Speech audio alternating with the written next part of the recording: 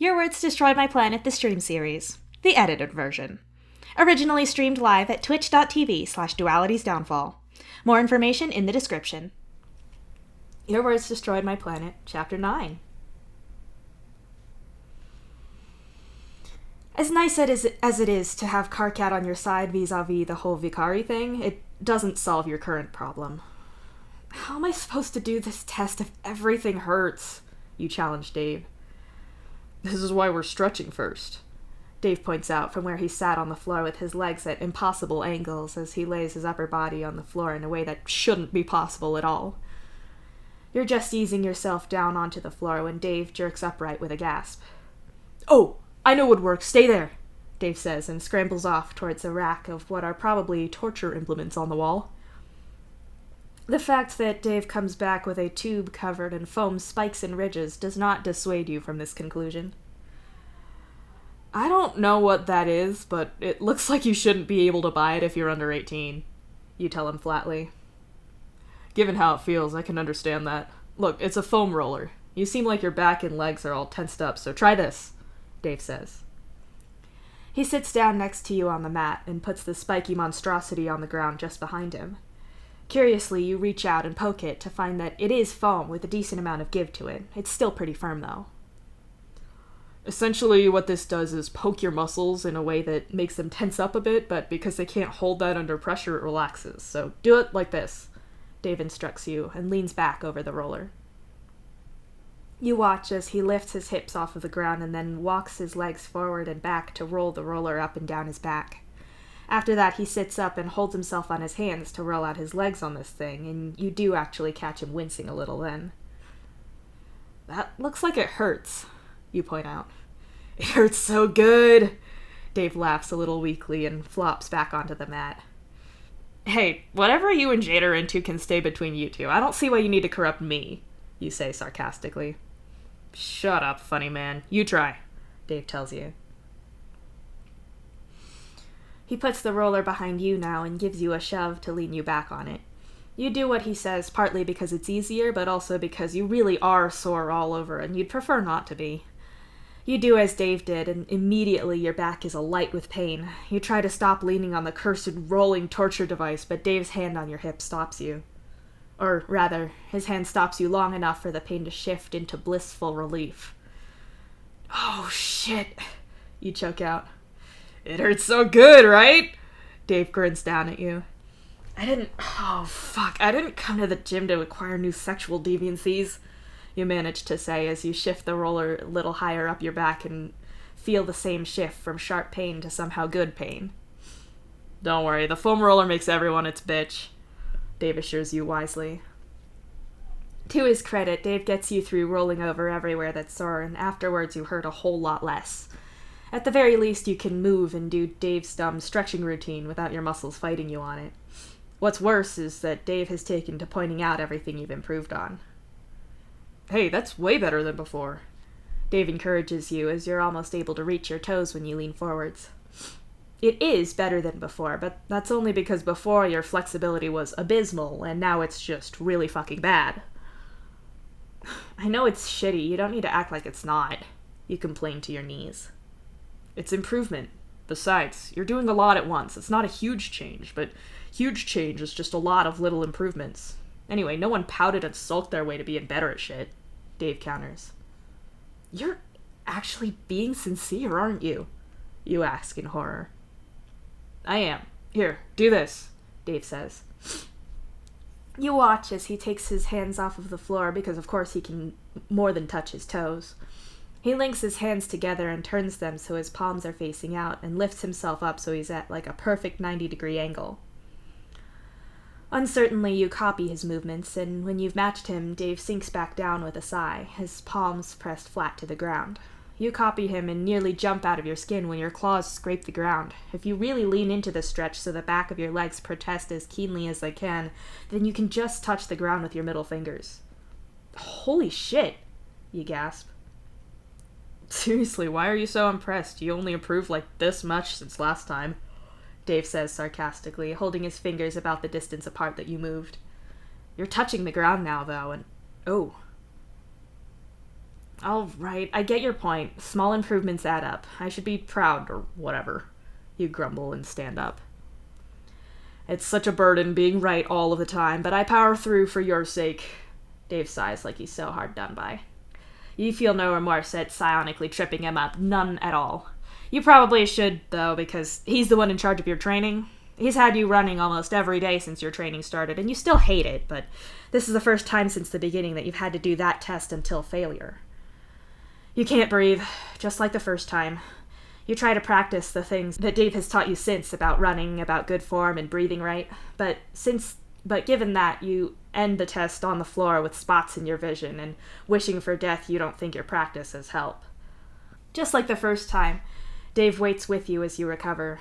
When you're finally able to form words again, you look over at him and see that he's smiling at his tablet as he taps away at it. What? You croak. You got better, Dave says quietly. What, I lasted longer before I nearly brained myself on the machine? You scoff. Yeah, you did. A whole 2 minutes longer. Your pulse was lower for more of it, and the time between you getting off the machine and being able to function again is minutes shorter. This is so good. It means that your blood pressure is getting stronger, he says simply. You lean up on your elbows and look at him in surprise. Really? You ask. Really. I don't actually need you to be able to run. I need you to be fit enough to not pass out in the rocket. The running would be great because it's one of the tests they like people to pass, but you're improving faster than I thought you would. This is looking a lot more doable, Dave says with a nod. The reason why you're doing all of this weighs heavily on your mind. All those people who need to get off of their doomed planet. Dave and all the other sailors need your help to keep their machines working so you can help a whole planet of people. You could actually do this. Well, okay. What next? You ask, ready and willing for the challenge. Dave takes you through exercises that are clearly meant to test your endurance, to get you working at a certain capacity and keeping you there for as long as you can manage. It's hard and you're exhausted by the end of the day, but you feel satisfied, both that you're helping and that you did what you could.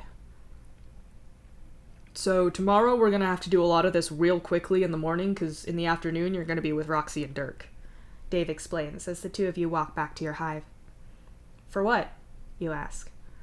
So they can get you up to speed on repairing their tech. I'm sure you'll be fine since fixing things is your deal, but they want to be sure that you can do as much as possible, Dave explains. Yeah, that makes sense. You nod. Dave opens the door to your hive and nearly runs into Hal, who is seemingly taking his laundry to the chute in the hall. You pass each other and a thought occurs to you, a thought that you for some reason hadn't come up with until now. Hey Dave, you say as you both get out of Hal's way. Yeah? Dave asks. How come I got this job? Why not Roxy or Dirk or Hal? You ask, to the background thud of Hal tossing his laundry away. Dave hesitates. Yeah? You prompt him.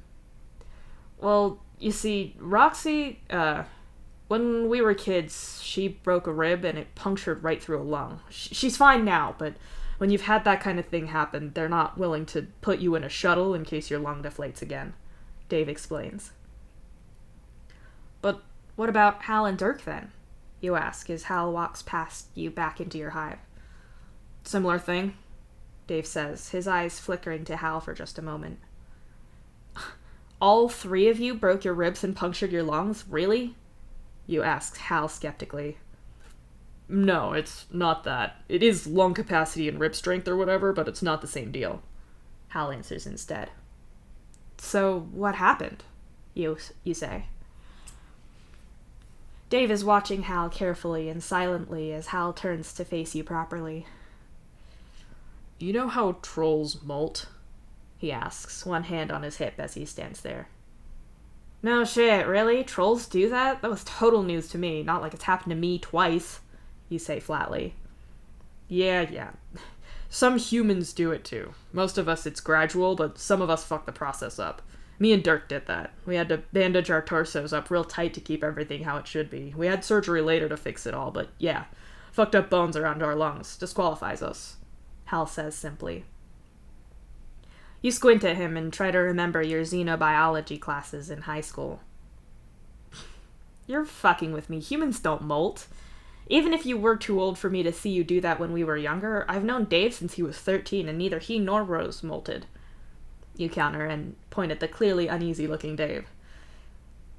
Yeah, okay, I'm gonna go shower now, Dave says and gets away before you can quiz him on it. Like I said, not all humans go through it, Hal tells you with a casual little shrug. You're mammals, you insist, like it's some kind of accusation. Oh, I see how it is. We're friends for years and you don't believe me. Well, check this out. Scars from my molt, just like yours, Hal says and lifts his shirt up. Sure enough, he has 2 scars across his chest, not unlike your grub scars, only a little higher up.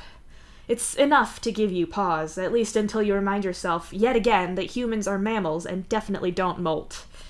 And then you remember another way that human biology can be fucked up. Your biology went a little sideways between molts, but any errors just get corrected when you molt. Weird hormone imbalances get fixed. Now all of your problems are just neurochemical. And Carcat. Carcat's often a problem, but that's different. Humans, though, they don't molt, so they end up having to mess around with their biology by choice, like June did. It takes a second to call the word up into your mind, but you get it. Fuck off, humans don't molt. You're screwing with me. You're trans, right? You ask, still only 90% sure you're right. Shit, I owe Roxy $5. Wait, if I give you 10, will you light a dirk and act like you bought it? We've got a long-running thing to see how many people we can get to believe us. Hal curses and drops his shirt. Wow, fuck you. Also, how many people have you convinced? You ask. I've managed 1. Dirk's got 2. Damn it. Hal sighs and sits down on the sofa. You take an anguished moment to realize you could have been the second, but decide to let it go. You sit down next to Hal on the sofa and then look over the back. Dave's still gone and presumably hiding from this conversation in the ablution block. Dave was trying really hard not to give you away then? You guess. Yeah, I have to leave now because of reasons. He's the worst liar ever. Hal snorts. Sure he is. So, wait, does this mean you, Dirk, and Roxy are identical and not... You falter as Hal stares at you and the silence hangs for several seconds. I know exactly what you mean, but I can only remember the word you're looking for in Spanish, Hal says after a moment. Wildly helpful. I mean, Dave and Rose are twins, but they're not identical. I know you and Dirk have to be because you look exactly the same, but what about Roxy? I can't imagine you looking like Roxy, you say. Yeah, we're identical. Also, thankfully, neither of us will have to see me looking a damn thing like Roxy thanks to this ship's awesome medical team and Dad being the best dad ever, Hal explains. Was your old ship not good with that, or what?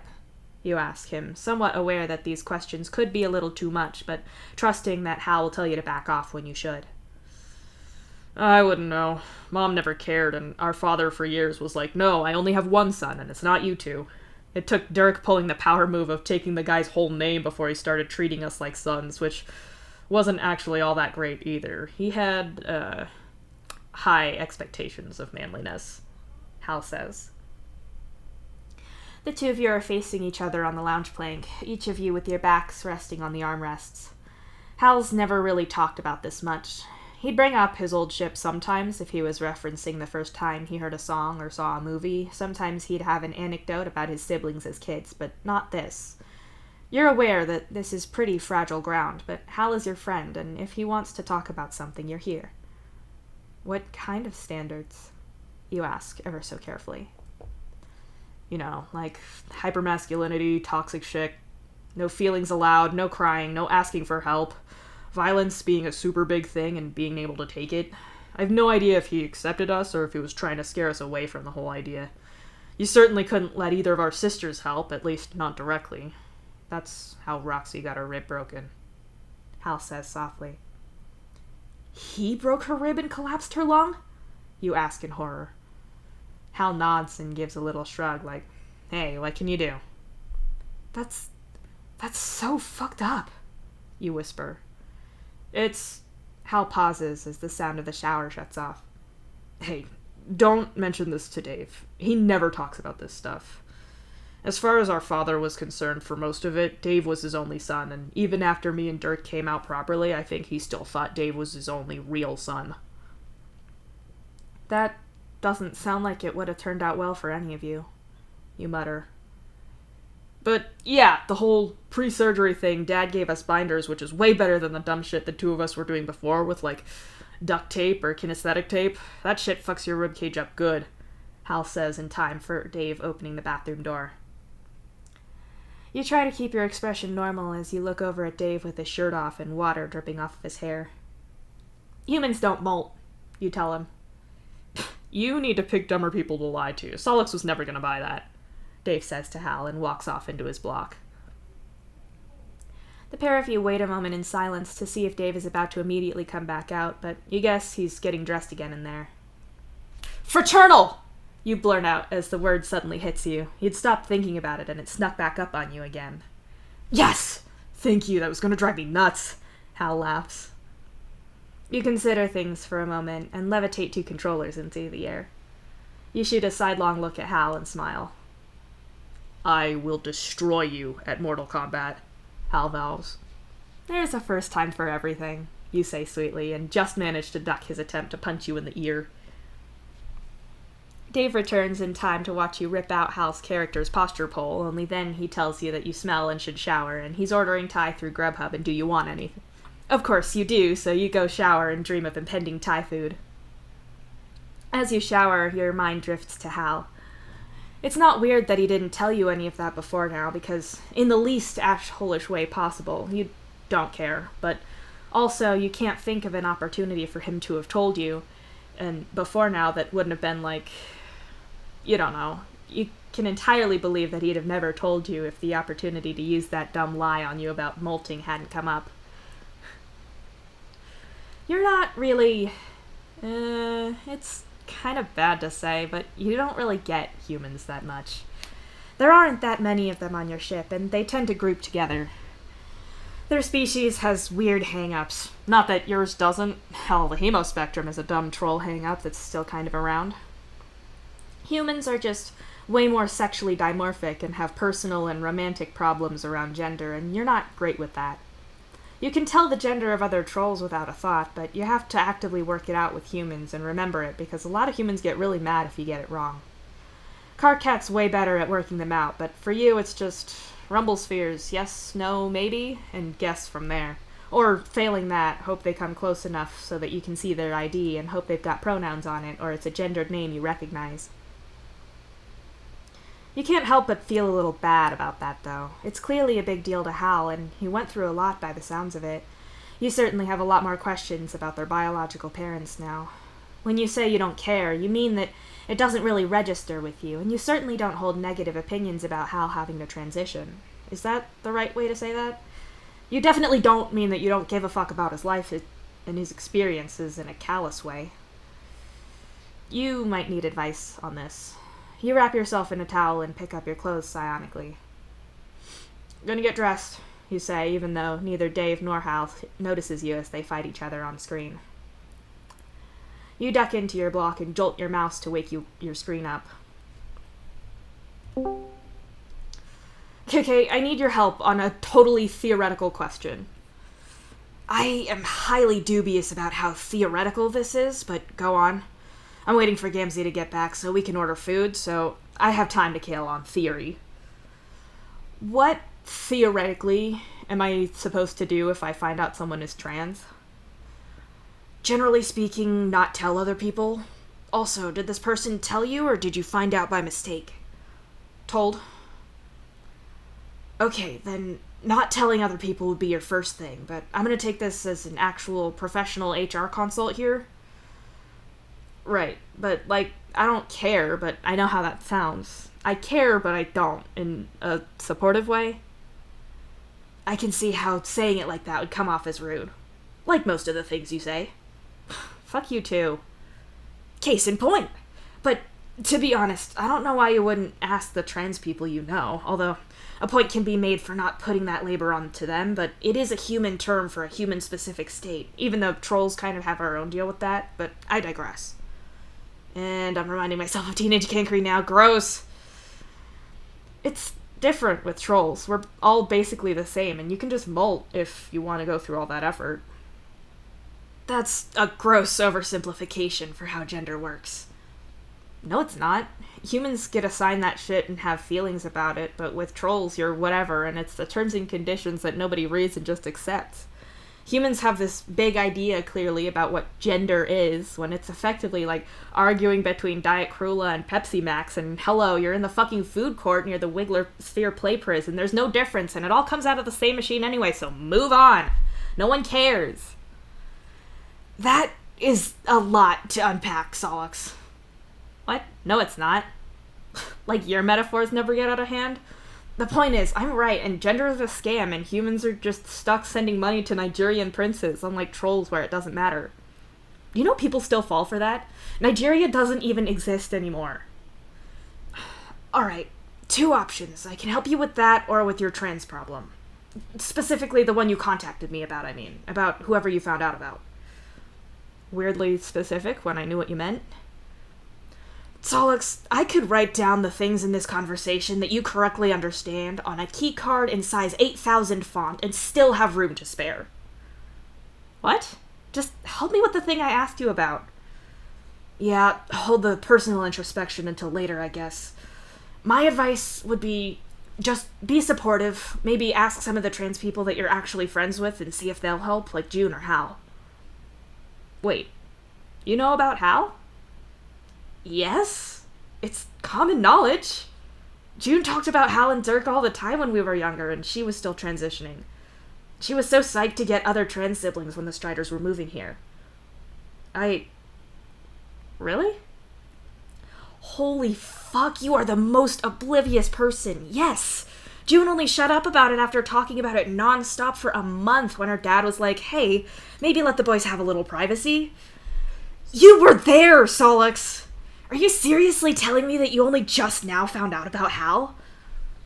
I don't remember any of this. Oh my god, what the fuck is wrong with you? Look, sometimes I just tune June out. I tune most people out a lot.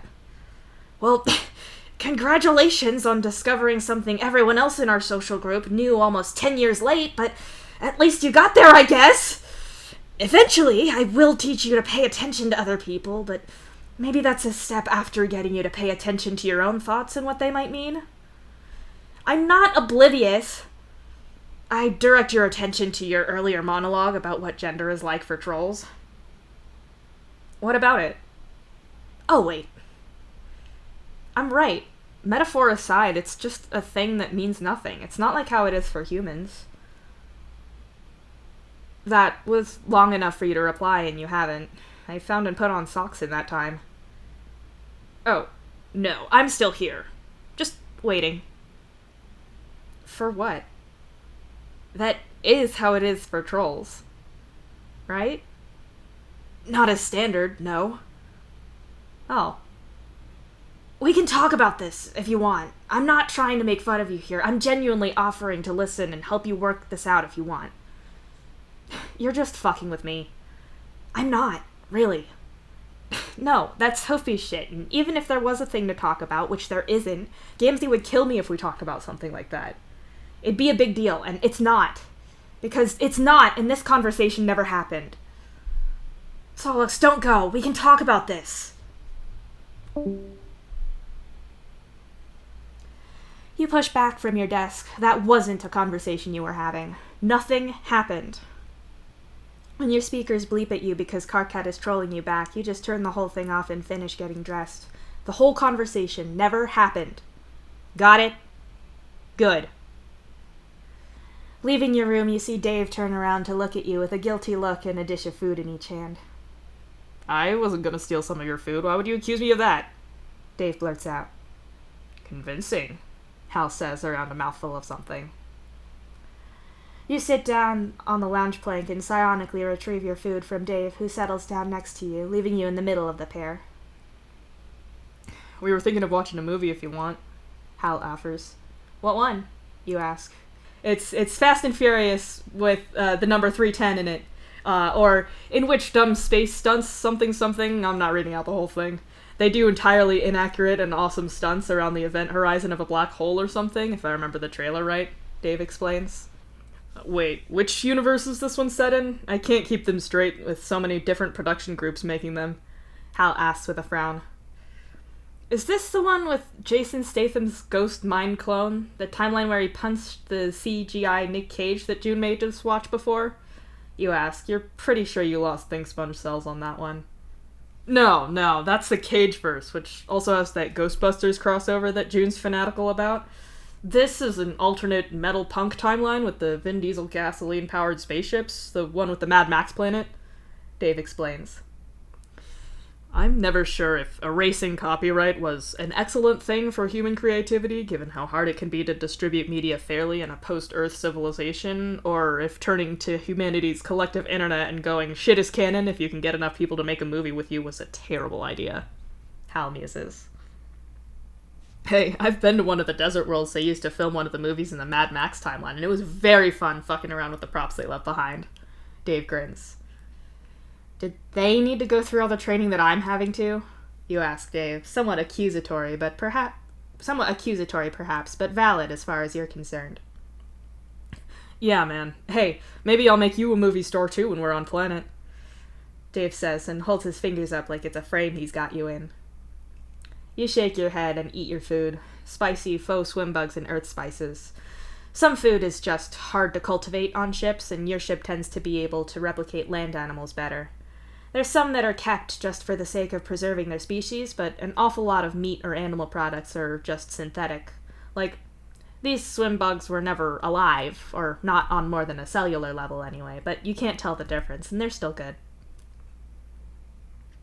Dave and Hal bicker for a bit about the sound settings on the movie they've both pretty much admitted is a trash fire, and eventually you're all watching the stupid film. It is breathtakingly dumb, and does, as promised, include dumb stunts around what's supposed to be the event horizon of a black hole. You look at Dave as that particular scene plays out, and leans a little closer to him. So, can you do that in a shuttle?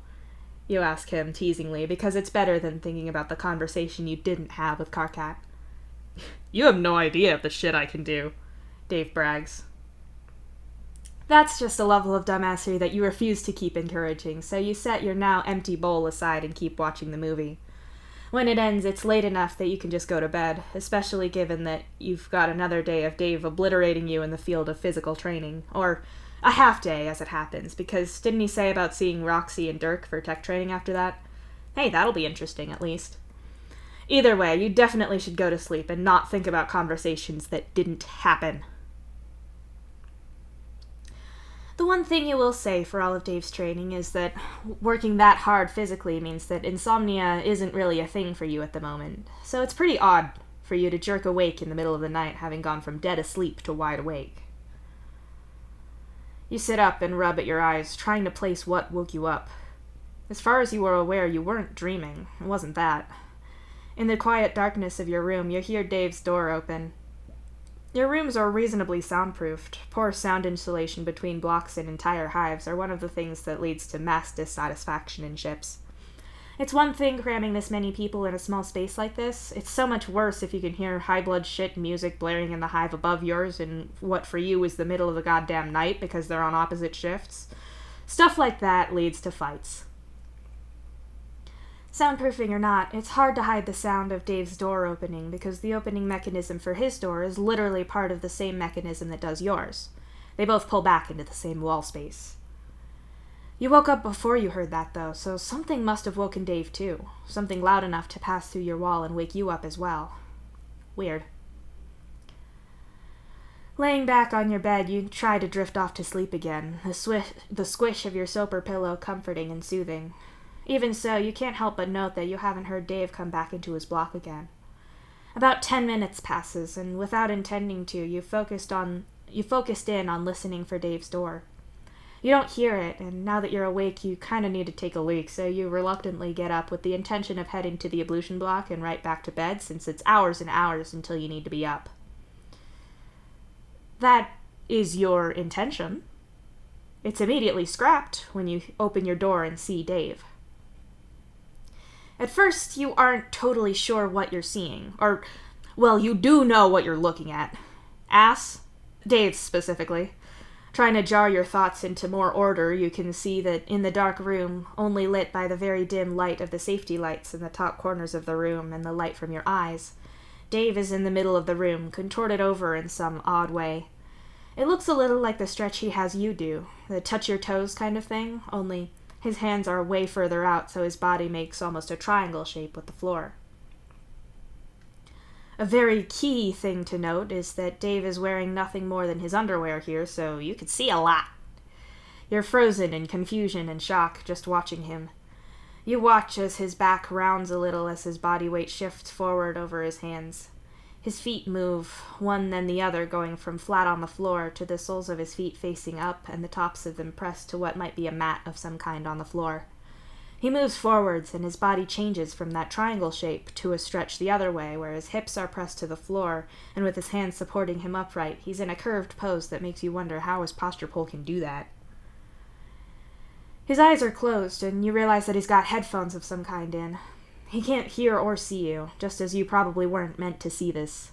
He's just stretching, incredibly impressively, as you watch him shift and slowly move into a handstand. You're not technically seeing anything weird, even if he is barely wearing anything. Something about this is vulnerable and real, and it's not got anything to do with how he's dressed. As far as he knows, he's unobserved, and that means that this is genuinely real Dave, not any front that he puts on or a role he tries to fill. Just Dave. You watch as he works through whatever routine this is, with his eyes closed and body movements so achingly slow that you know how much strength it must take. You can appreciate that now after all he's taught you. There's a tattoo on his left thigh that you hadn't seen before. The design is colorful, but it's not anything you're familiar with. There's a skull, feathers, a snake. It's all in an art style that is genuinely alien to you, and with a start, you realize that he must have tattooed it on himself. Dave drops suddenly from his handstand to holding himself perfectly level and flat from the ground. Planks fucking suck, and he's so good at this, you could probably balance a spirit level on the smooth, muscular back that stretches out before you, and... Oh, no. You know people are hot. You know Dave is hot, the same way you know a bunch of your friends are hot. Usually it's just a low-level kind of nice when you see your attractive friends. Even with Carcat, who you are absolutely attracted to, you can look at him without constantly thinking about wanting him. You have moments here and there, but right now you're feeling the same thing for Dave. You're staring at him, and you want. Dumb parts of your think sponge are telling you that you should go over there and touch him, see if his skin is that soft up close. Dave goes back to that handstand, and you can see the muscles of his stomach move slightly as he breathes, and very unhelpful parts of your think sponge want you to lick him. Okay, so, he's hot. It's fine. You really can't get caught looking, and you still do need to pee. You can't just go back to your respite block. Alright. You float off of the floor silently and zip through the room to the ablution block and hurry inside. Alright, small panic time is now. Dave is hot. That's fine. He's objectively attractive, and you're friends, you work together, you can deal with this. He's with Jade, and you're more than capable of acknowledging the attractiveness of a friend and not acting on it. It's just caught you off guard, and it doesn't help that it's been a while since you got laid because of you breaking up with Aradia. Yeah, thinking about your ex is a pretty good way to cool off your libido. Now you're just sad and need to pee. It's fine. You're fine. Dave can be your friend and be physically attractive, and that's not news. Hell, Equius is attractive from a muscular standpoint, but he's too much of a goddamn weirdo for you to have more than an aesthetic appreciation of his appearance. It's fine. You're just not used to it with Dave. Having relieved yourself, you take a second or two to psych yourself up enough to go back out there. Dave is still at it, still with his eyes closed. You should just sweep through the air and go back to your block, but your curiosity and less than platonic interest slows your feet as you walk instead. His body curves backwards again, exposing the vulnerable line of his throat as his head falls backwards and highlighting every muscle in his arms. Before you can get past him in your slow walk, Dave jolts, his eyes locking on you, and he scrambles back in clear panic. He collides with the coffee table as he does so, and the look on his face isn't alarm in being caught or anger that you were staring, but genuine terror. "Sorry!" you blurt out dumbly, but Dave's breathing is out of control in a way that you've only seen in Carcat before when he was having a panic attack. Dave is having a panic attack. "I'm sorry, it's just me. Do you want me to go?" you ask, not sure what's best. Dave doesn't answer right away, his dark eyes flickering from you to around the rest of the room. He scrambles to his feet, looking about everywhere as he does so. "I shouldn't have been sneaking around. I'm sorry. I woke up and needed to use the ablution block, but you were here and I didn't want to interrupt you or anything," you explain. "It's not...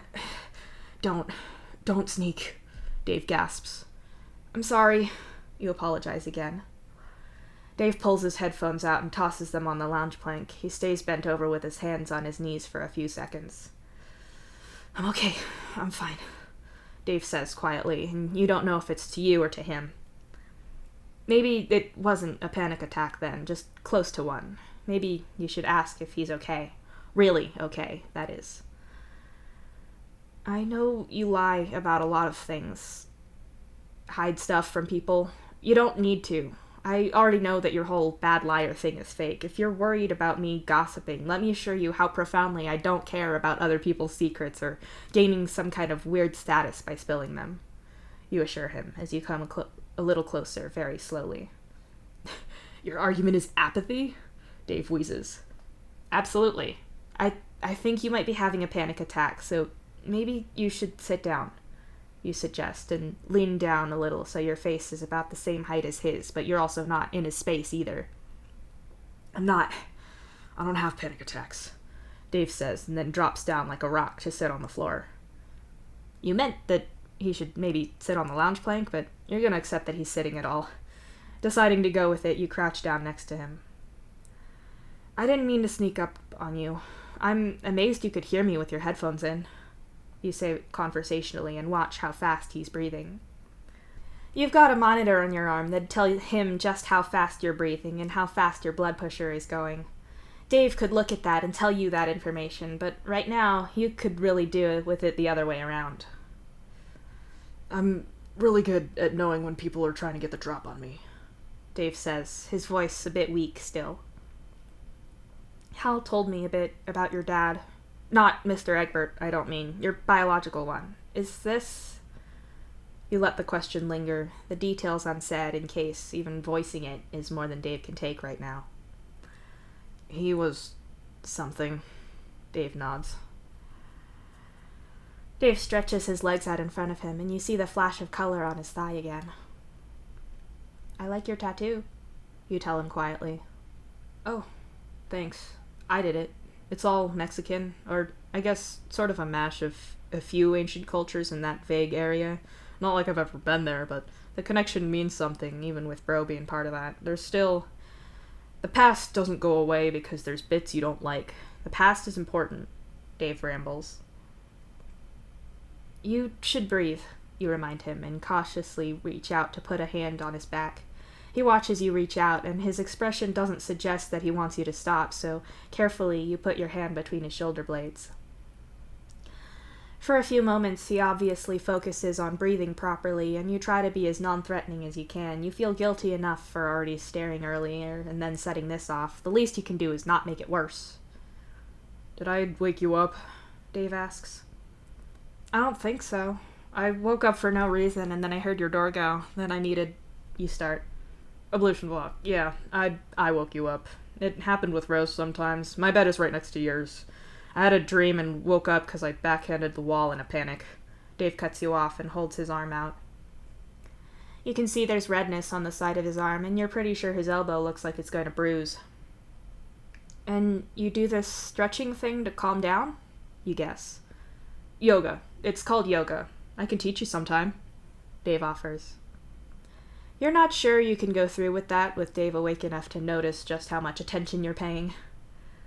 "You already make me stretch too much," you say instead. "Sure," Hey, maybe don't tell Hal about this. He gets all big brother worried about little baby brother when he finds out that I'm getting nightmares. I don't need that. Dave asks you. You take your hand from Dave's back, since he seems calmer now, and sit on the floor properly with him. You look at him carefully for a few moments before you talk again. You keep a lot of secrets and lie a lot, don't you? You ask him up front. Dave's expression shifts into something unimpressed and irritated, but you go on before he can say anything. That's not some moral judgment on you, it's just interesting. You've got this whole... What is it Terezi used to say? Your cool guy thing?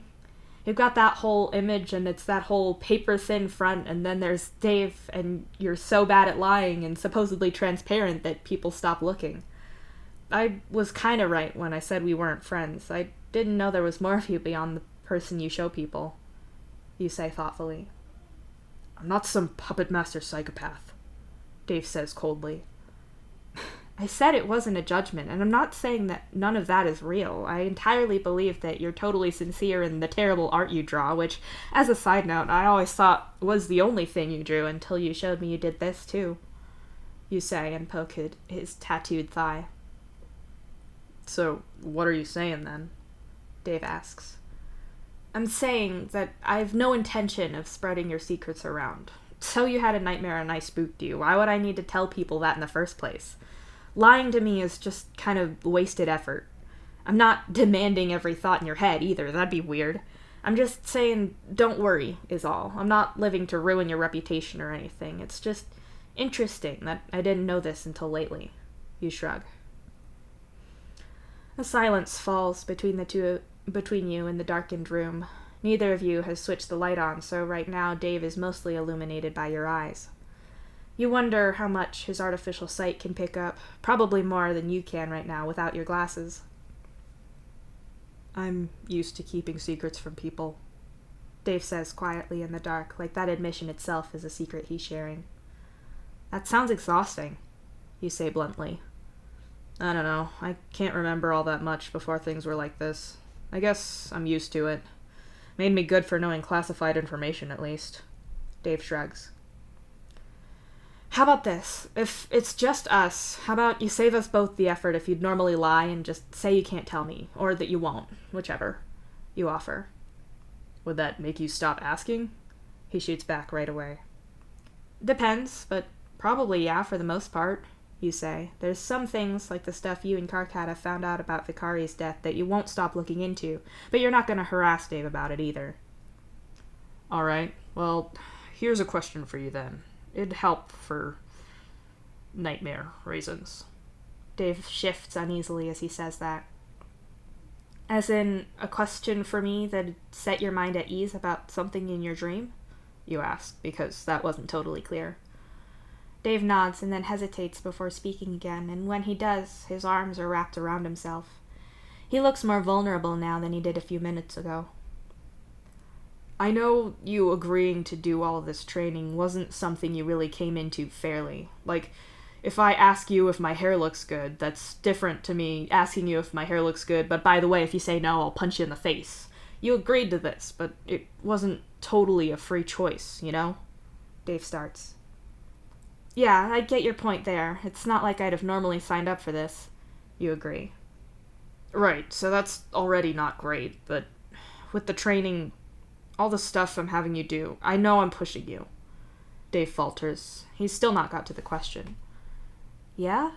You prompt him. I'm not pushing you too hard, am I? I'm not forcing you or hurting you? He asks and looks at you worriedly. There's something here, something he's afraid of being, and you get the feeling that saying that he is forcing you into something or harming you would make him think something terrible, something from his past. You'd guess it's something to do with his biological father, but you don't have enough of the puzzle pieces of this particular puzzle to make an educated guess about that. All you can do is answer honestly and clearly and hope that it's not something that'll hurt him. I'd never have done this if the stakes weren't what they are, but you've not pushed me into actually hurting myself, not beyond being kind of sore the next day. You explain what you're doing, and you said before you wouldn't push me to more than I can take, and so far you've held up to that, and I don't expect you to change. I trust you. I don't think you're getting any kind of sick enjoyment out of watching me do badly. If anything, you seem really happy when I improve, even if it's minuscule improvement. Yeah, I wouldn't have done this before, but I think it might be good for me. If nothing else, it broke the rhythm of most of my life being the same as it was before when I was with Aradia. So, no, you're fine. You explain. It might be wordy, but you want to diffuse whatever emotional trip mines were there in that question. It seems to work because Dave nods and his body language relaxes enough for him to slouch forward and rest his elbows on his knees. Between us, Dave begins, giving you a significant look. My parents were scientists. There were a lot of experiments with them, and the way they'd be with us, with me, I don't like feeling like a lab rat. I don't want to do that to anyone else. Just because the stakes are high doesn't mean I want to exploit you, you know? You try to genuinely absorb that information. It kind of tracks that Dave has a lot of control over you right now, and the process that he's putting you through is pushing you to grow past what had been the limits of your ability before. It's not hard to see that he could, in theory, do that badly, and even more so when you consider the lives at stake, that he could be justified in pushing you too hard. What's harm to you compared to so many lives? If this is what's keeping Dave up at night, and if it's an echo of his own past when he was in a position that's something like yours, yeah, you get that. That makes sense, you say slowly, and as Dave watches your every word, he seems bare in a way that has nothing to do with how little he's wearing, and so you go on. But I trust you. Weren't you just calling me a liar with a deceitful front? Dave points out. More or less, but this seems real, and just because you lie about some things without me knowing why doesn't mean I don't trust you with something important. I don't buy your Dave's a terrible liar facade, but when you tell me that I can manage another setting higher on the goddamn treadmill when you can see all of my vital stats, then I trust you, or at least I trust that you'd catch me if I tripped, you tell him. There's a silent moment that hangs in the air, and then it happens. Something in your chest flutters at the small smile that graces his face. It's not a grin as he teases you about something, or a wry little smile where he knows something. There's no quirk of amusement or cool guy nod. This is so much more devastating, because you said something true and honest to him, and it made him smile. A smile he might not realize you can see, one he might not know he just had on because it's already fading. Your blood pressure thuds in your chest. This is so much worse than your friend being hot. You can live with that without a problem, but you just told him that you trust him, and now you have feelings, and what are you supposed to do with that? I promise not to let you mash your face on the treadmill, Dave assures you, and oh no, the smile is back. Cool. Why did you say that? Tactical retreat time. I should get back to sleep, you say. A smart move. Right, yeah, of course. I'll probably stay out here a while, Dave says, and you deny your think sponge permission to visualize that. Really sorry that I woke you up, though, but hey, thanks for staying with me and talking me down from that thing that wasn't a panic attack. Don't call me on that, Mr. Lie Detector. Sometimes I want to lie to me, okay? Fuck. No, he's admitting that he was in trouble there and you helped him. This is not helping. No problem. I mean, I never saw anything. Won't tell us all. Night, you tell him and walk back to your block at hopefully a normal pace. As soon as you have your respite block door closed, you lean against it with your hand pressed over your mouth. Maybe you're just tired and it was an intense moment. Maybe it was just an intense moment after realizing exactly how attractive Dave is, and the two have just got muddled in your mind. You can't have feelings for him. That can't be allowed.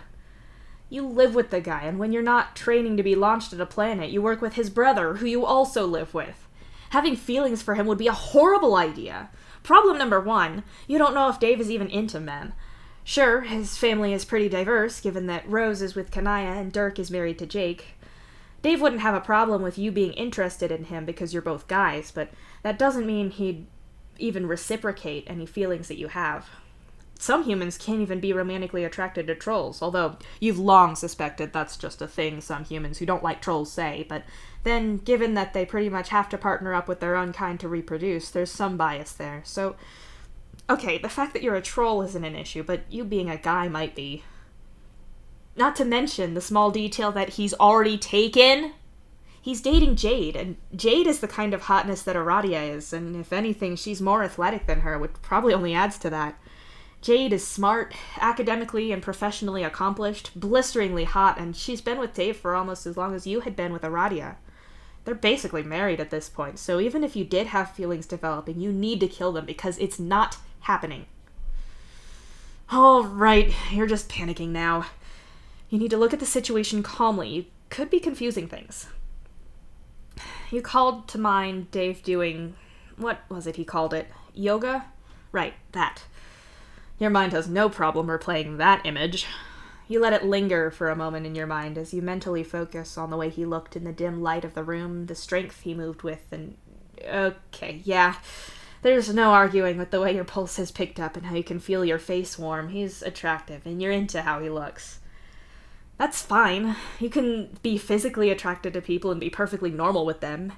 You can live with Dave guilt-free and think he's attractive. You can work with him and still appreciate how he looks shirtless. You're not gonna stare creepily at him or steal his underwear or something. You've no intention of making him uncomfortable or letting anyone know. It's not a problem. The emotional stuff, though, that could be a problem.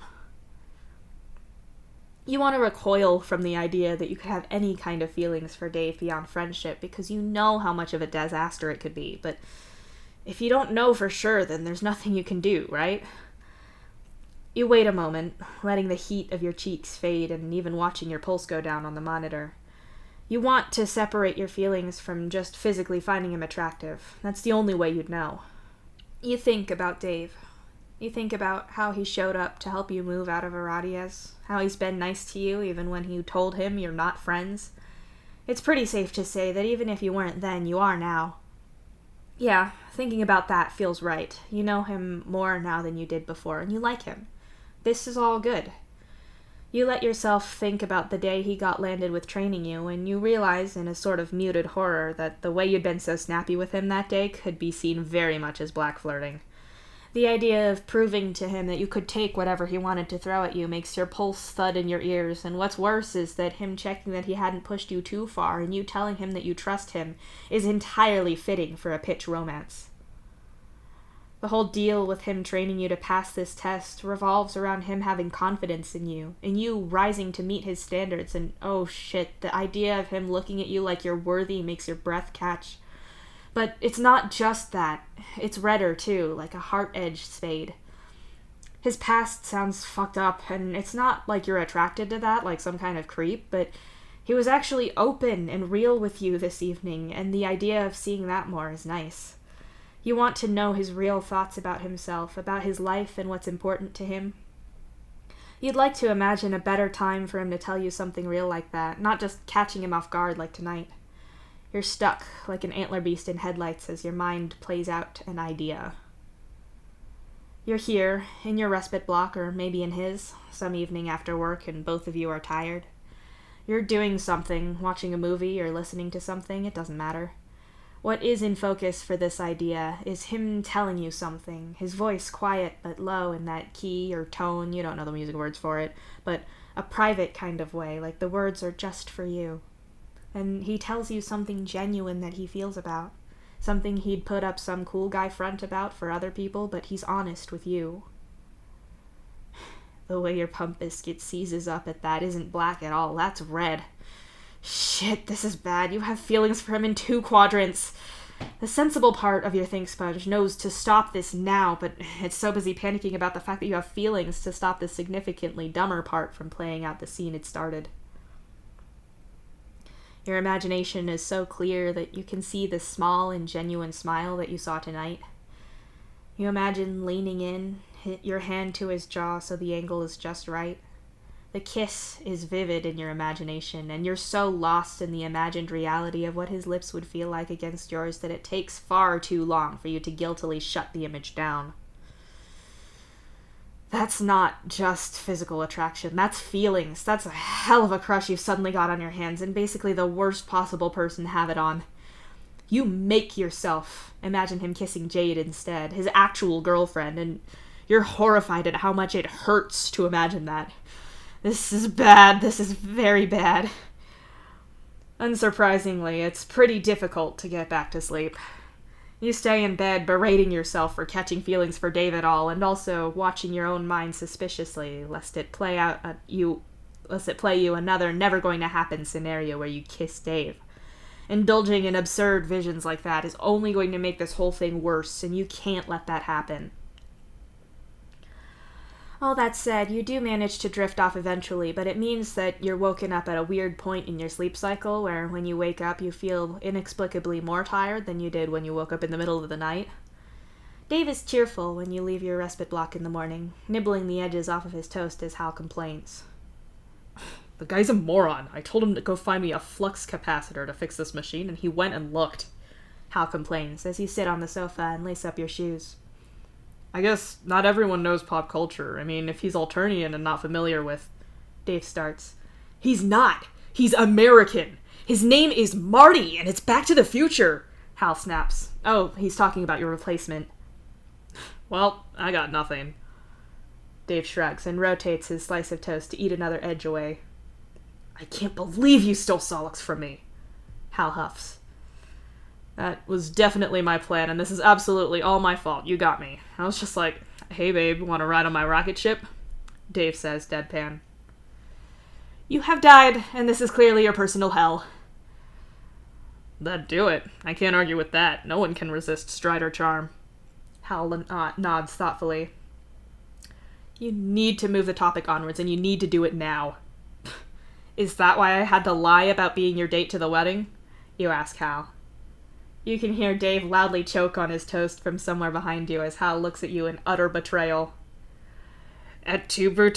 I didn't realize we were joking about that yet. Let me just get this knife from my back and we can go. Hal says menacingly. I'd invite you to think of the IOUs I still have left and reconsider that. You advise him sweetly. I'm dying. Dave coughs and stumbles against the sofa. Then perish. I'll see you two traitors tonight. Maybe Caesar salad for dinner. Hal says sharply and walks out in faux offense. I think I missed a reference, you say lightly. Caesar? Greek guy. Stabbed in an acupuncture mishap where they were like, oh shit, not daggers? Our bad. I guess they also named a salad after him for reasons. Dave says, leaning on the back of the sofa. His eyelashes are really bright white. Fuck, he's pretty. I'm pretty sure I can hear a historian crying, you say instead, and go back to lacing your shoes and not thinking about Dave being pretty. Look, if I don't start my day with upsetting historical inaccuracies and or inadvertent innuendo that ought to get me reported to Carcat's office like I've been bad and need to be... Yeah, like that? If one or both of those doesn't happen, have I really started my day right? Dave asks, veering away from that topic with all the grace of a collapsing building. Fuck if I know, you mutter, too busy scolding your mind to think about how you sound. Hey, I'm sorry about waking you up last night. I know that was weird, and I'm sure you didn't want to see or hear any of that. Dave apologizes. He's entirely wrong, but still, he seems to think you're annoyed at him. It's not that. I just couldn't get back to sleep for ages, and now I'm dead. You tell him, and watch his shoulders relax. He was worried. Would you feel better if I reminded you that I don't need you to run today, and I'm only training you for half the day because you've got Dirk and Roxy after? Dave asks sweetly and nudges your shoulder. I think I'd be face down on the treadmill in 5 minutes if you had me on that, so I'm glad. You laugh somewhat bitterly. Nah, I wouldn't let that happen. Besides, it'd be a shame to mess up your face, right? Dave laughs and pushes himself away from the sofa so he can walk around to face you. You manage to school your face into something normal, but as Dave reminds you that he wouldn't let you come to harm, you can't help but think about that Earth holiday. Valentine's Day is one of those holidays that trolls just immediately took up as an appreciation for your flush partner or flush crush. All of the symbolism is right there, but the imagery of an arrow getting shot through your heart is pretty apt because right now your pump biscuit feels pretty shot through with feelings. You have to do something about this, and soon. Okay, new plan. I get you coffee, and then I make you lift heavy things. Dave amends, because you probably should have said something there instead of staring dumbly at him. At least he just thinks you're tired. I like that plan, you say, and finish with your shoes. Dave does indeed get you coffee, and when you get to the sailor's training gym, he has you working hard enough that you don't have time to think about what he looks like in just his boxers, or how honest his voice sounded, or anything like that. When you get to the end of lifting things with your stupid muscles and not your far better psionics, Dave gives you the first bit of good news that you've had all day. Okay, so Roxy and Dirk have you this afternoon, but I have a thing earlier than I was expecting, Dave says slowly as he frowns at his palm husk. A thing, you repeat. It's nothing. It's okay. It's something, but you don't need to know what, and I can't tell you anyway. You're only interested because you don't know what it is, Dave says instead, actually being honest with you. Okay. You nod and try not to have feelings. So, I gotta go sooner than I thought, but you can go back and shower, maybe even nap if you're still that tired, and still be with them in time, Dave says. I'll figure something out, you tell him. Right. Cool. Okay, I'll see you tonight for either dinner or fratricide, depending on how spicy Hal is still feeling from this morning. Bye, Dave says, all this while walking away backwards, and only on the last word does he turn and finish walking away the right way. You wait until Dave is gone and scramble for your palm husk. KK, I need to see you. I'm having an emergency. I thought you might be, after what we were talking about before. I didn't want to push you, though. What? No, that was like 2 freakouts ago, and that's nothing. How eventful has the last 24 hours been for you? Very! I need to see you. All right. Come by my office. It's soundproofed at least. I can order lunch. Good, I'll see you there. I'm already here, but okay. You zip back to your hive as fast as you can and have the fastest shower and outfit change known to Trollkind, and then you're immediately off again, hightailing it to Karkat's office. Dave would probably encourage you to run this to get faster, but you have bigger problems right now, so you fly for as much of it as you can. Either way, you're still breathless when you burst in through Karkat's office door and slam it behind you.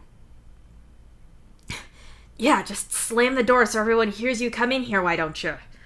Karkat says with a sigh, not even looking up at you. Shut up! I have problems! You insist and throw yourself into the chair on your side of his desk. Of course, there's an oblong meat Okay, I'll have that since you're eating that burger like it murdered your Lucis, Karkat says as you savage one of the 2 provided lunches. Not that you don't have a whole serving platter of problems to pick from, like a buffet at a self-help convention, but do you want to tell me what problem you're dealing with right now? Karkat asks as he pulls some fries towards him with a claw. You put your burger down and kill time for a few moments by licking stray sauce from your thumb. You know how I've always given you shit for your god-awful taste in men? You ask. Go fuck yourself, Karkat says casually and shoves fries in his mouth. No, really. Gamzee's literally the worst troll alive, and physically he's just a nightmare to look at. On a scale of 1 to 10, he's an F-. He's so awful he's on a whole different scale and failing that one, you tell Karkat. Shut up about my Moirail, Karkat growls at you. Alright then, what about that crush you had on Aridin? You challenge him. I was 12, Karkat snaps. Or Equius? You add. That barely counted, that was like a week, Karkat says with a scowl. Or Jake? You point out. Listen, I was 14 and he was Jade's attractive older brother. It was just hormones. And since you're getting on me for my taste in men, need I remind you that this is a category that you fall into? Karkat says, pointing his finger in your face. Yeah, if Jake wasn't the final nail in the coffin of good taste, then I certainly am. I'm a complete failure of a person, and if you look up scrawny nerd in the dictionary, you just get a picture of me. You sneer at him. I wouldn't know. I grew out of dictionaries with pictures as a small child, but I'm so glad you're learning to use them. Although, I have to say, I'm surprised that you've not thrown Dave in my face, given all the shit you gave me for getting a crush on him when he first got here, Karkat says. Yeah, Well, that's it, isn't it? You'd be a complete idiot to have anything to do with him. He's way out of your league, and even if you could stand all the self-perpetuating irony, how impossible it is to get a straight answer out of him sometimes, and let's not forget the art he does. Even if you got past that, he's got a girlfriend, and Jade is both intimidatingly hot and easily strong enough to snap basically everyone over her knee like dry twigs, you say.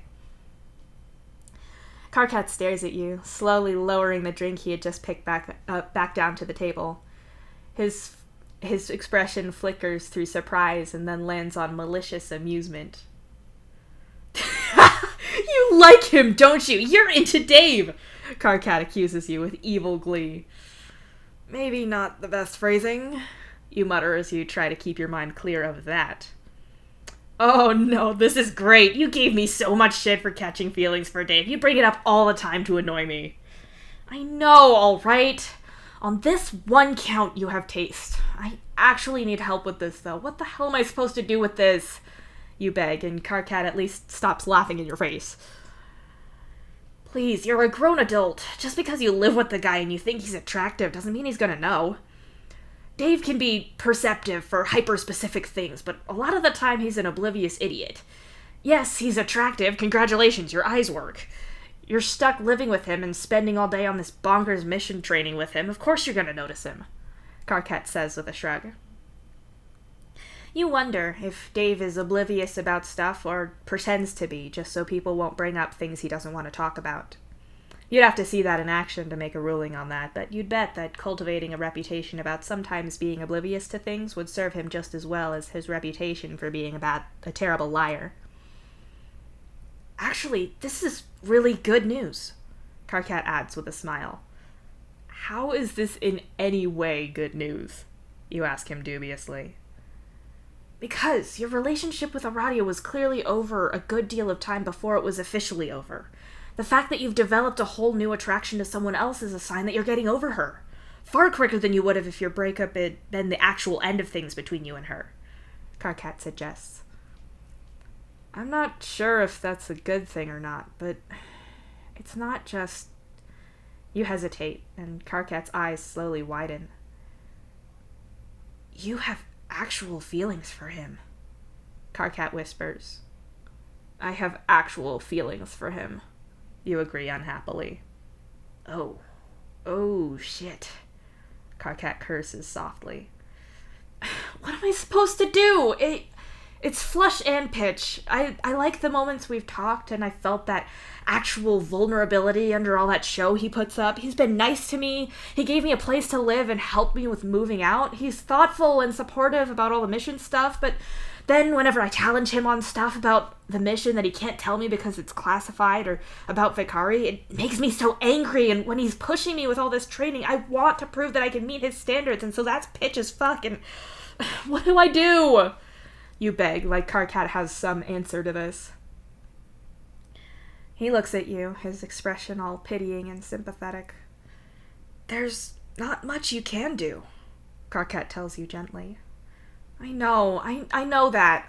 I don't want him to find out because, for a start, I don't even know if he's into guys, and even if he is, it doesn't mean he'd be into me, and even if he was, you rant. Jade, Karkat finishes for you.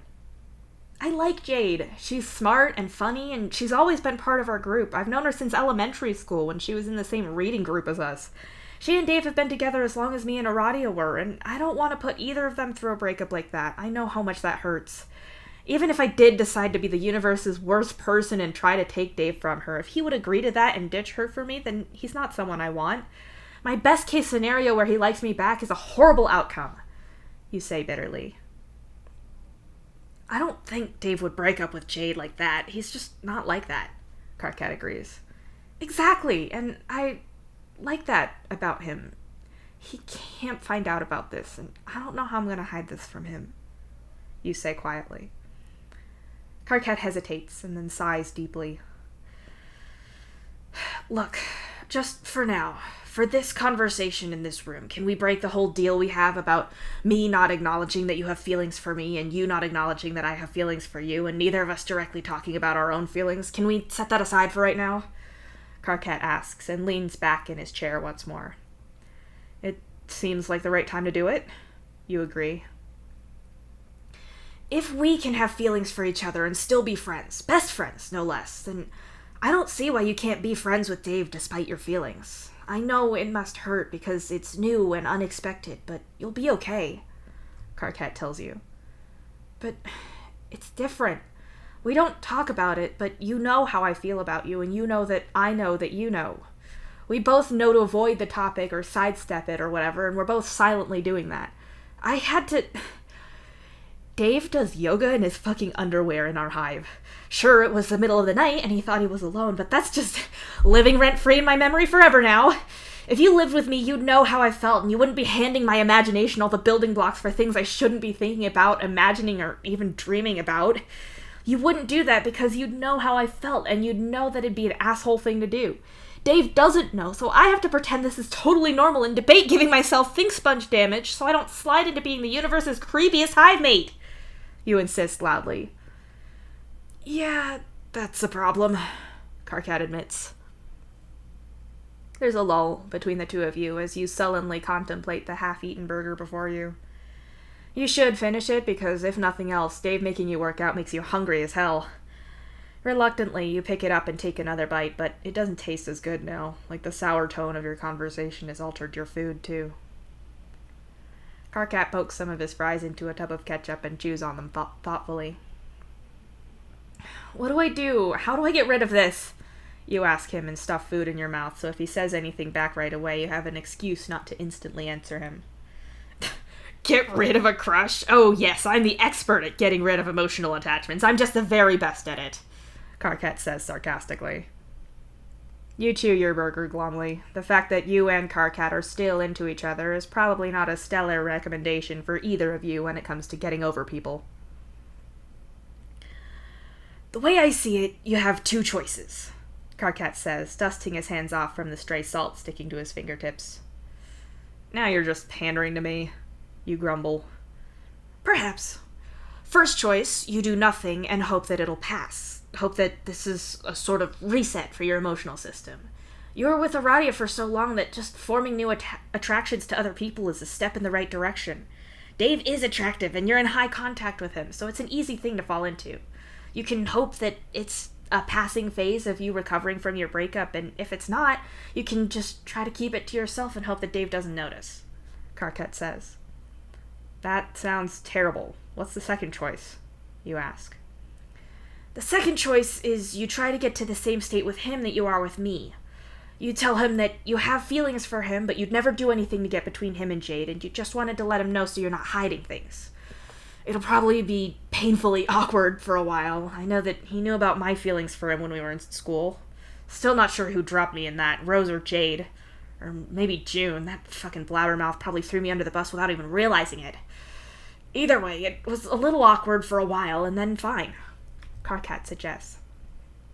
You try to visualize how that'll go and physically recoil from that. Okay, no, not doing that. That sounds like hell.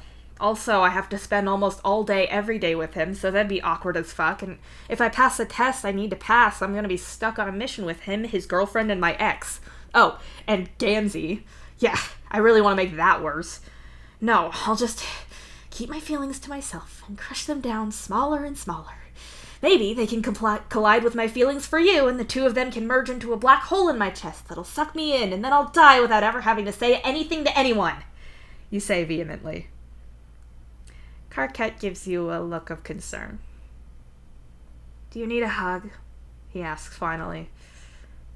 Yeah, I really need a quadrant-confusing bout of physical affection from you. No, I'd rather tongue fuck an electrical outlet. Now I have to go deal with two different striders, so if you'll excuse me, I'm leaving. You snap and get to your feet. You get to the doorway and hesitate, looking back at Karkat, who's still sat at the desk. I didn't mean that about the electrical outlet. You start. Yes, we're still friends. I know what you meant.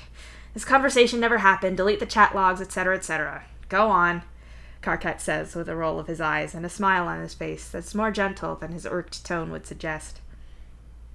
You nod, duck out of his office, and leave. The route to the Strider building isn't all that complicated, but because you've never been there, you have to follow the live map on your palm husk. You try to put your conversation with Carcat out of your mind, but it's hard.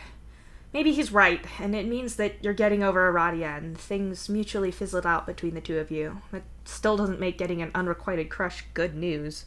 Or, as you pointed out, even if it was a mutual crush between you and Dave, this would still be bad news. You just have to hope he doesn't notice.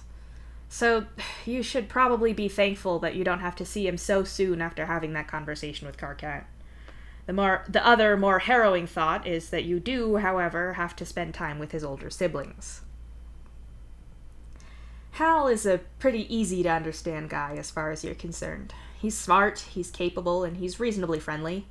You only say reasonably because he's kind of an asshole at times, but that's never been something that precludes you from being friends with someone.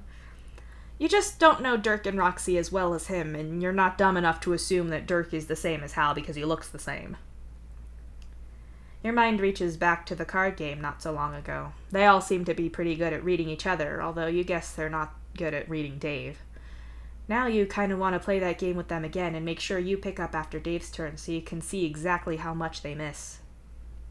They were okay at reading your tells, though, and you really hope you're not going to walk into their workshop with, "I suddenly have a crush on your younger brother, ask me about it," written on your forehead. Overthinking this is also probably a bad idea. You walk into the Strider building and manage to spot a figure that your think sponge automatically flags as Hal until you deliberately remind yourself that this is Dirk. Weaving your way through machines and people, you walk up to him. He's staring intently at his screen, so you still have to look carefully to see that he's even breathing. "Dirk, I'm here for the whole tech thing," you say, as he taps at his keyboard to go back a little in the code on the screen. "Uh-huh," he says vaguely. You'd mock him for getting too into his code, but it'd be very hypocritical of you. Instead, you say something else. "Also, fun fact, humans don't molt," you say lightly. Dirk wheezes with startled amusement, catching his breath and then just barely repressing his laughter as he looks up at you. How did he even think that'd work given how long you two have known each other? Wait, no. What did he say? Dirk asks with curious interest. "You two have a bet with this, right? I'm not sure I'm going to share trade secrets. I still have to live with him," you say thoughtfully. "Smart. I can respect that. I'll figure out some way to bribe you, Captor. Roxy's upstairs in the break room, by the way. She has a surprise for you. In the freezer," Dirk says, and turns back to his work. "Why do I have a feeling it's not frozen grub cream?" You sigh. "I wouldn't rule that out as also being a thing, knowing Roxy." Dirk shrugs, but his attention is clearly on his code once more. Resisting the temptation to read over his shoulder, you find your way to the break room and find Roxy there tapping away on her tablet. She looks up when she sees you and smiles cheerily. You have a weird moment when you remember that Hal and Dirk could have looked like her, which is weird to you because as far as you're concerned, Hal looks exactly as he should. Namely, like a mostly endearing, pain-in-the-ass little code gremlin. "Solux, so I was thinking, I've got all the manuals for all of the tech we're sending there, and I'll give you those, obviously. It's proprietary tech, of course, so confidentiality, yada yada. But that doesn't really teach you how to fix things or show me what you're lacking. I thought a practical experiment made more sense," Roxy explains. "That makes sense," you agree. "Great," Roxy chirps. She turns around to the thermal hull and yanks the door open. She reaches into the ice chamber and hauls out a basketball-sized droid and dumps it on the table. "They're freezing out a whole area on the lower decks for cold weather training, and I snuck a few things of ours in there. This sucker's been exposed to the weather, there's stuff wrong with it, and I dropped it down some stairs. Fix that," she says with bright cheer. "I don't think there even are stairs on Somnos," you say eventually. "You never know. Here's a toolkit. I'll come back in 10, Roxy says and smacks you in the chest with a toolkit, then wanders off. Roxy hasn't yet sent you the manuals, so you have no informed idea of where to start. The device is mostly round and metal, but you can see that it was previously attached to something that's sheared right off. Grabbing a spare rag, you buff most of the ice off and have a look, searching for a power button of any kind and finding nothing. Giving the device a tentative shake doesn't produce any unsettling rattling, so you guess ice hasn't got inside, and also nothing inside sounds like it's broken apart. You run your claws over it and feel an outside seam, which, when you trace it around, leads to a panel that unscrews. The screw in it, though, is clearly deliberately fucked up, so no screwdriver will turn it.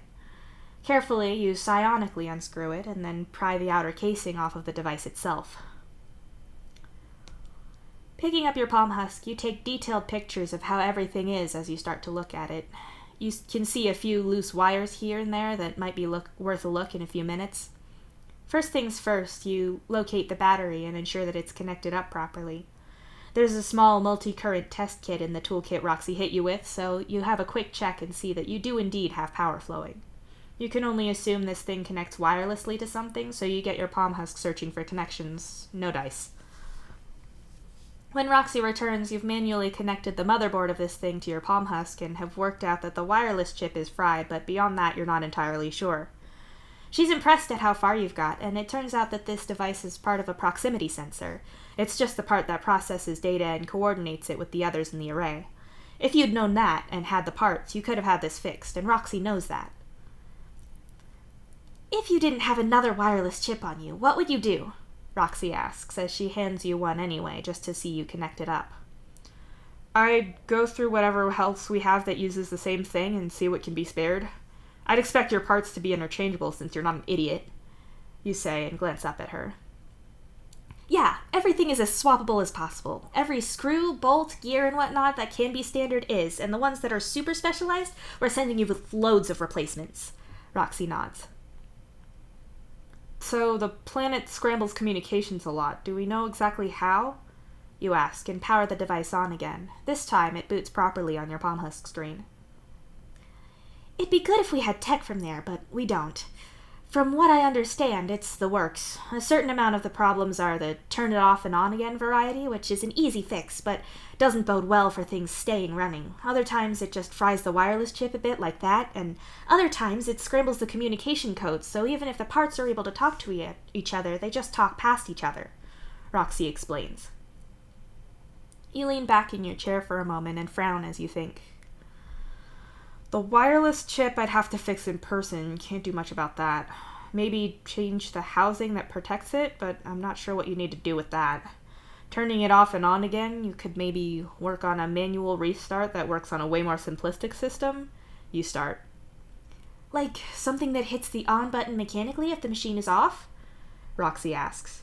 Right. If you go basic enough, then things can't break because of electrical interference, right? You suggest. Man, now all I'm thinking of is those dumb kids' toys. You know, the box where you press a switch and a hand comes out and flicks it the other way and it just fights with you. Roxy giggles. I don't think I know what you mean. Maybe it's a human thing? You say slowly.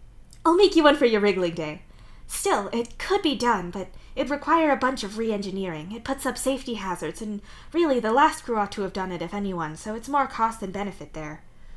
Roxy finishes for you. Right, but for the scrambled communication codes you could do something, you tell her. I'm listening, Roxy says slowly. Write a virus? Something that, when a machine is on it, occasionally sends out a burst message to everything on every communication channel to switch it to this channel. Let that spread from machine to machine so the weight of reminding each machine what channel to be on is distributed and everything stays working. It won't work if you need separate communication channels, but it should stop that problem from going on for very long and minimize downtime for that issue. You explain. You filthy little hacker. I love it! See, this is why an outside perspective is helpful. Oh, I need to get Dirk in on this. Come on. Roxy beams and scoops up your disassembled machine piece and hurries out down to where Dirk is. He looks your work over and listens to Roxy explain what you did and asks you a few questions about your thought process. When Roxy explains your idea about writing a virus to keep the machines in sync, Dirk lights up, and the three of you start working out a rough draft of the virus as Dirk walks you through the code that their machines run on. The Strider's code is simple, and you don't mean that disparagingly. There's an elegance in simplicity, and the code is clear to read, with sensible notation explaining what has been done and why. There are sections clearly edited by Roxy where she includes links to saved versions of what was there in a previous edition, just for reference. Roxy tends to work on patching and updating things. She's also an excellent stress tester, Dirk explains. If I break it hard enough and we fix it, then nothing else can break it, Roxy cackles. I can see why you don't work with Hal, you say finally. Hal is a very good coder. He's more like you in that he can slap something together in no time at all, and his stuff works pretty reliably. Or rather, he can be relied upon to make something that works. Exactly how it works might be a mystery to him, and often his code is a spaghetti mess that shouldn't work but does. That said, his coding style isn't too far away from yours when you've been on a very long coding bender, so you're both working from a place of mutual intelligibility. Dirk clearly has to have control of all of his code and understand every part and why it works at all times, and working with Hal's stuff would obviously drive him nuts. You'd bet money that Hal lent into working that way just to annoy Dirk at one point and is now stuck like that.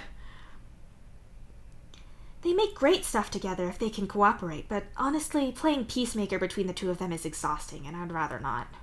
Roxy sighs. He goes out of his way to antagonize me when it comes to work, Dirk mutters. Maybe if you didn't assume every syllable he utters is a personally calculated attack on... No, see? This is why we don't do this. Come on, Solix, let me show you our cool robots, Roxy declares and stands up. Sure? You agree and get up to follow her. You just catch Dirk quietly muttering that whenever they work together, Hal is personally attacking him, but you decide to leave that alone. Hal might be irritating purely for his own amusement at times, but he's not a complete asshole. He annoys you for fun, but he never really pushes things too far. But that said, you can see that if someone was to accuse him of deliberately being an asshole who goes too far all of the time, that he might decide to live up to that somewhat. If he's going to be slandered regardless, then why not? Yeah, you're beginning to see why Dirk and Hal working together would be a very destructive feedback loop. You're sure they love each other as family, and they were fine at the game night, but perhaps it's best that they don't work together. Roxy does indeed show you her cool robots. You admire the simplicity that they're made with. There's no complication where it's not needed, and you can very easily take a part out of this machine and stick it into that one with minimal fuss. There's elegance, thought, and practicality in these designs that makes them uniquely suited for operating under minimalistic conditions in hostile places. Why do I get the feeling that the machines from the ship that was there before us are going to fall apart while yours are probably going to still be working when the whole planet is obliterated? You say to Roxy over the dismantled hull of one of the drilling machines. You sweet talker, you! Roxy snickers. Hours pass where you reassemble things for her, and she points out the little quirks of engineering knowledge that she has. The wiring has a habit of coming loose here due to vibration. They have this particular fix to minimize it, but it is a known issue and a smart thing to check first. You only realize just how late it's gotten when your digestion sac gurgles loudly and angrily at you. Oh man, I hadn't realized the time. Do you want to grab dinner? Dirk's probably going home to Jake because they're all grossly obsessed newlyweds, Roxy says with a grimace.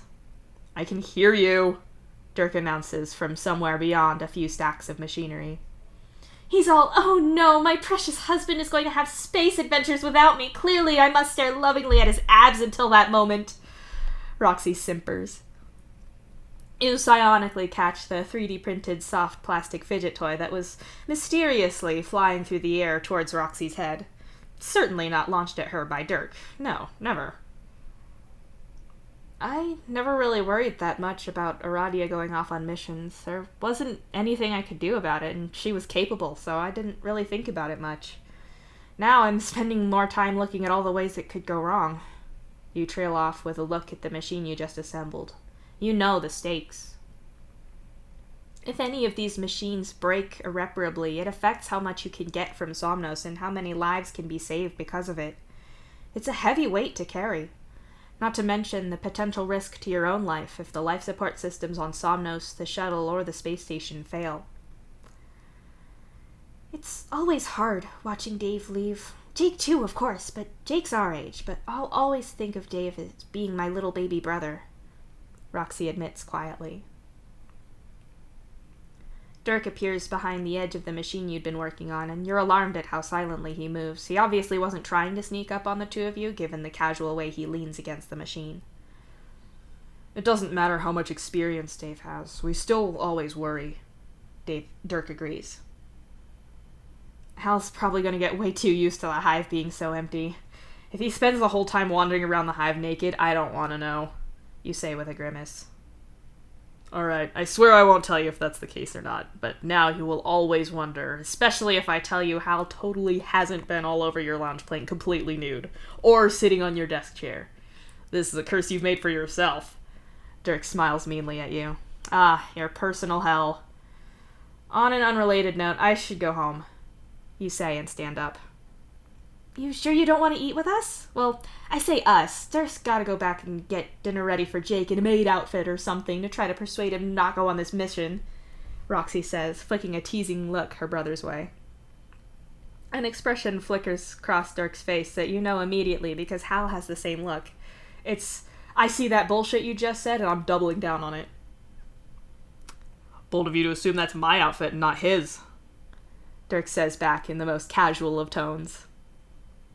Cool, well, I need to go kill some brain cells after that, or at least switch them off for a bit. You could eat with me and Sarava if you like and chill, Roxy suggests.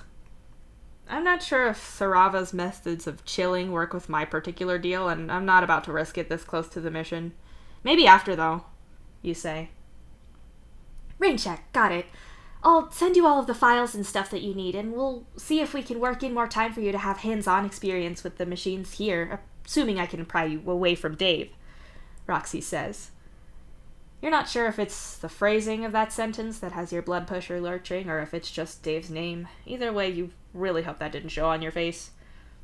Yeah, definitely, and maybe I can borrow the smaller parts to work on whenever I'm able to, you suggest quickly. Right, good idea. I'll go grab you something. Roxy nods and squeezes past you. One of the square waves might be a good idea, Dirk calls after her, and you can hear Roxy distantly agree as she moves stuff about. So, Dirk says as he looks back at you, how are you finding training with Dave? The expression on his face is pretty intense, and you feel as put on the spot as you did at his wedding when you were lying to his face, only now you're lying about not being interested in one of his brothers. Just, different brother this time. It's fine. He's a good teacher. He hits that balance of pushing for progress and not pushing too hard, you answer, remembering Dave's concerns about his biological father. Maybe Dirk has the same thoughts? That's good. How's it personally, though? After the whole, it's not like we're friends thing, I wondered how things would be between you, Dirk says lightly. Did Dave say that? You ask, slightly irritated. Dave? No. Hal and Rose, however, definitely talk and have opinions, Dirk says slyly. I'm sure they do. It's fine. We're friends. Dave and I are friends, you tell him.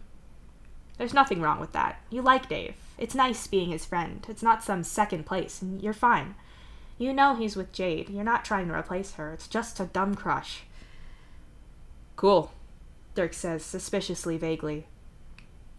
Thankfully, Roxy reappears with a boxy robot in her arms that she hands off to you. This is one of our square wave repair droids. Normally they'd fix a lot of these problems themselves, but I'm guessing they're going to be really buggy themselves this time around. We sent the Reaching Liberty their schematics a few years ago, so there might be a few older models already on Somnos. I'd need to double-check the logs of what's still there, but if they're up and working, they're mostly helpful, Roxy explains and pats the square bot's flat-top body. Mostly? You ask. Hal programmed the AI, so... Dirk shrugs.